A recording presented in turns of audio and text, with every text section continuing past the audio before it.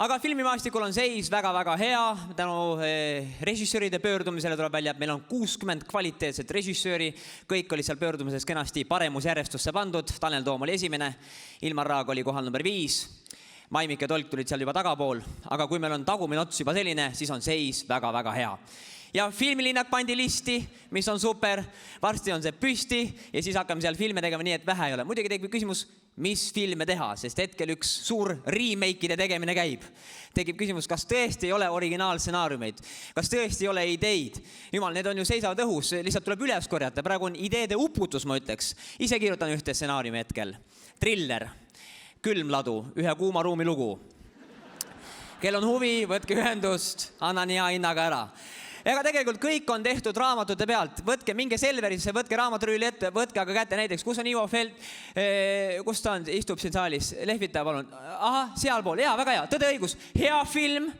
Näiteks Arvo Kruusement, Kevade, hea film. Harry Potter, ma ei tea, kes tegi, hea film. Super, nii et võtke raamat, see leidsin ühe.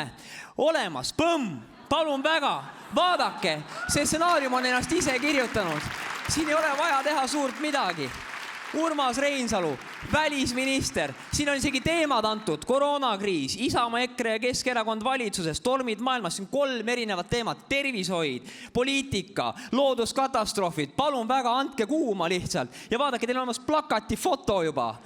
Peategelane, ta on väsinud, ta on jõuetu, ta on tippkohtumisel, ta on pesemata, ta on nädal aega olnud nendes riietes, ta vaevu üldse räägib, ta ei räägi üldse võõrkeeli, ta vaevu üldse räägib. Palun väga, ta on ise see loo autor, see kõik on siin olemas, see on jumala ees, siin on kõik šand, ma võtan lahti, ma loen teile kohe hea koha, ma olen välja vaadanud, lehekülg 180, kes on huvitatud, kuulake nüüd. Novembris saatsin Islandile kui Arktika Nõukogu eesistujale Eesti taotluse saada vaatleja liikmeks. Kanada korraldatud meediavabaduse ministrite konverentsil teatasin, et Eesti korraldab järgmise konverentsi. Ning usuvabaduse alliansi ministrite koosolekut informeerisin Eesti valmiduses korraldada alliansi ministrite koosolek. Globaalse ärifoorumi kõrval hakkasime korraldama virtuaalsed kahepoolsed ärifoorumid teiste riikide. Mida veel? Ma naeran ja nutan samal ajal. Ma loeks nagu lapse sünnitunnistus. See on uskumatu. Ja see kõik on ainult 18,95. Head inimesed, võtke, tehke, see on tegemise vaev.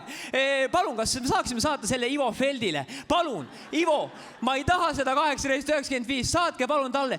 Lihtsalt see nädal aega pühendumist, sul on see lugu, on ise kirjutanud ennast. Võta, palun, saatke edasi, palun. Ivo, ma lihtsalt või panna kaasprodutsendina arvesse ja ma olen sellega ka rahul. Jumala eest.